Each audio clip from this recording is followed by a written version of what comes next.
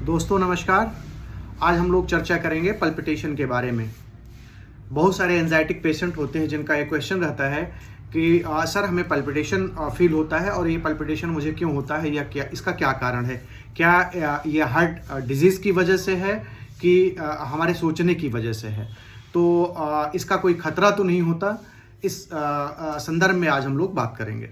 देखिए basically palpitation क्या है। पल्पिटेशन एक अपने नॉर्मल से ज़्यादा हार्ट बीट का बढ़ जाना और ये महसूस होना कि सीने में बहुत तेज़ी से हमारे धड़कन हो रही है और हमें घबराहट की उसमें अनुभूति होती है, उसे हम पल्पिटेशन कहते हैं। तो देखिए सबसे पहले हम जानते हैं कि हार्ट रेट होता क्या है। हार्ट रेट किन किन चीज़ों से गवर्न होता है। बेसिकली जो हमारा हार्ट होता है बॉडी के अंदर, हार्ट एक ऑटो रेगुलेटरी सिस्टम पे काम करता है।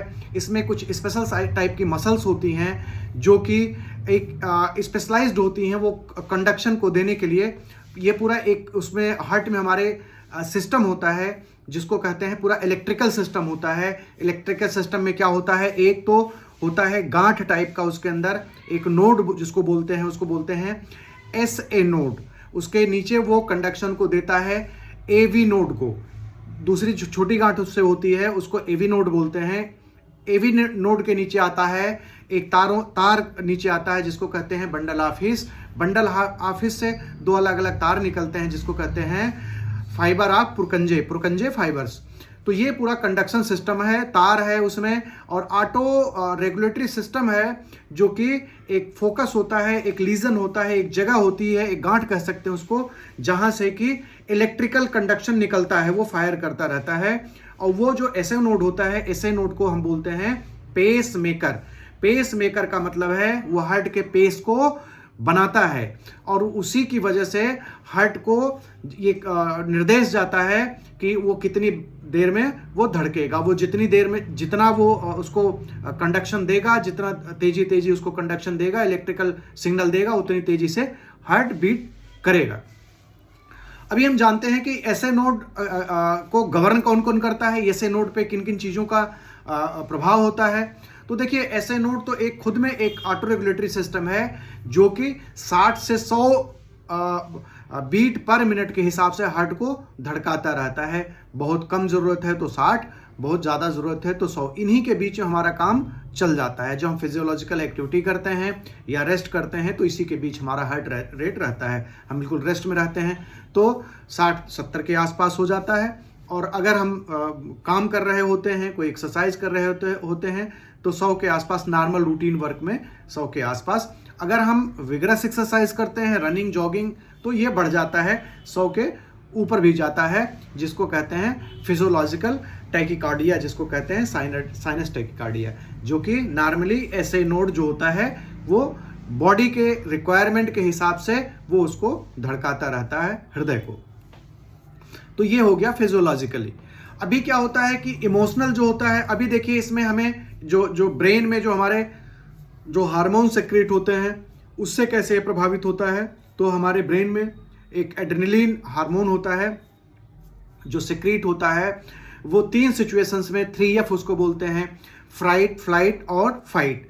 अगर हम कहीं किसी सिचुएशंस में आ गए, या तो हम डर गए तब भी वो एड्रेनलिन निकलता है, या तो हम उससे फाइट कर रहे हैं तब भी एड्रेनलिन निकलता है, या हम भाग गए तब भी हम निकलता है।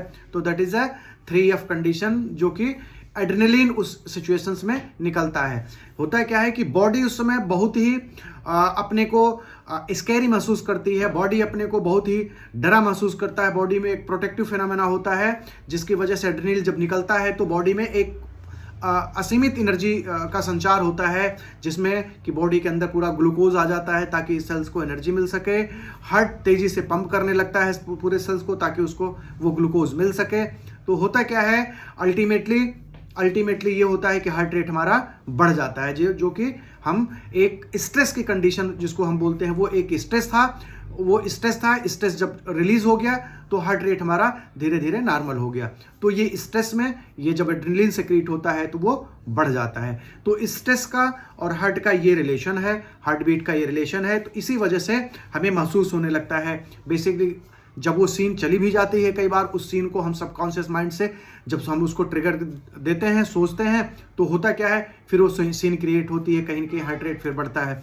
हम बार बार उस चीज़ को, हमारा दिमाग जाता है, उस सीन को क्रिएट करता है और उसी टाइप का एड्रेनलिन धीरे धीरे सिक्रीट होता है, जिससे हार्ट रेट हमारा बढ़ा होता है और हमें पल्पिटेशन महसूस होता है, हृदय की गति हमारी बढ़ी हुई महसूस होती है। तो हमने ये देखा कि हृदय की धड़कन फिजियोलॉजिकली भी बढ़ती है, हमारे स्ट्रेस एंजाइटी में भी, तनाव में भी बढ़ती है। एंजाइटी जो स्ट्रेस है basically stress for transient time को होता है, कम समय के लिए होता है, कम समय में ही वो अपने को हार्ट रेट बढ़ा लेता है, लेकिन ग्रेजुअली धीरे धीरे करके ये नॉर्मल हो जाता है। साइनस टैकिकार्डिया भी होता है जो फिजियोलॉजिकली होता है, जो ऐसे नोट नॉर्मली अपने हार्ट रेट को बढ़ाने के लिए करता है। बहुत सारे टैकिकार्डियाज और होते हैं जो एबनॉर्मलिटी की वजह से होते हैं। ऐसे नोड जब काम नहीं करता तो एवी नोड उसको कमांड देता है। एवी नोड करता क्या है, उतना पोटेंशियली कमांड नहीं दे पाता, तो उसका क्या करता क्या है कि उसका जो फायर होता है बहुत ज़्यादा होता है, वो ब्लड जो है ब्लड को पंपिंग बॉडी को मिल पाए, ब्लड की सप्लाई पूरा प्रॉपरली हो पाए। इस वजह से वो, चूंकि उसमें पोटेंसी बहुत ज़्यादा नहीं होती, वो इसलिए फ्रेक्वेंसी बढ़ा के उसको कंपनसेट करने की कोशिश करता है। तो उसको एट्रियल फिब्रिलेशन करते हैं, जो एक बहुत ही एबनॉर्मल कंडीशन है, उस कंडीशन में बढ़ जाता है। तो हमने ये देखा कि डिजीज़, जब कोई हार्ट की डिजीज़ है उसमें जो बढ़ता है वो एक अलग कहानी है, लेकिन जो फिजियोलॉजिकली बढ़ता है, एंजाइटी में बढ़ता है, वो अलग कहानी है। अगर हमें फिजियोलॉजिकली बढ़ता है या साइकोलॉजिकली बढ़ता है तो हमें कोई हार्ट अटैक होने का खतरा उतना नहीं रहता, जान का खतरा उतना नहीं रहता। ये जान का खतरा तब बनता है जब हमारा हार्ट ऑलरेडी डिजीज्ड हो, ऑलरेडी हमें कंडक्शन की प्रॉब्लम हो, हमारे इलेक्ट्रिकल जो तार हैं हार्ट के वो कहीं ना कहीं उसमें खराबी हो, तो हम जो स्ट्रेस होता है उसमें या फिजियोलॉजिकल कंडीशन में हम जो है हमारे हार्ट में दिक्कत होने के चांसेस बढ़ जाते हैं। इसी वजह से हार्ट की कोई प्रॉब्लम रहती है तो उनको हम लोग हिदायत देते हैं कि आप ऐसी कोई एक्टिविटी ना करें जिससे कि हार्ट रेट आपका बढ़े। आप आराम से रहिए, आराम से चलिए, बहुत तेज नहीं चलना है, एक्सरसाइज नहीं करना है, इसलिए उनको एडवाइस किया जाता है। लाइकवाइज उनको ये भी एडवाइस किया जाता है कि मेंटल स्ट्रेस ना लें, क्योंकि मेंटल स्ट्रेस भी लेंगे तो हार्ट रेट आपका बढ़ेगा। चूंकि हार्ट आपका ऑलरेडी खराब है, हार्ट में प्रॉब्लम होने के चांसेस बहुत बढ़ जाएंगे। तो इस वजह से स्ट्रेस को भी हम लोग चेक करते हैं कि स्ट्रेस आप ना लें, और हम फिजियोलॉजिकली भी ये कहते हैं कि हार्ट को आप प्रोवोक ना करें। अच्छा, हार्ट में अगर प्रॉब्लम है तो उसका ट्रीटमेंट होना चाहिए। तभी आपने देखा अगर आपका हार्ट हेल्दी है, बिल्कुल ठीक है, तो आप बिल्कुल सेफ हैं, कहीं कोई दिक्कत नहीं है। लेकिन अगर हार्ट में कोई प्रॉब्लम है तो आप रिस्क पे हैं।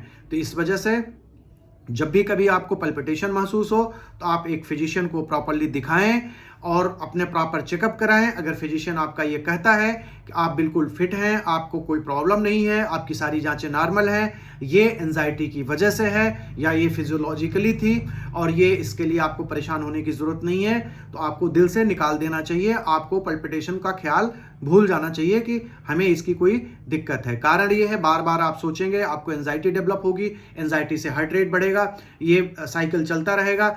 जब आपका हार्ट रेट बढ़ता रहेगा तो हार्ट पे अननेसेसरी ओवरलोड रहेगा, जिसकी वजह से हार्ट की प्रॉब्लम क्रोनिक रूप से बढ़ जाएगी। मतलब लंबे समय तक ये अगर ये सिलसिला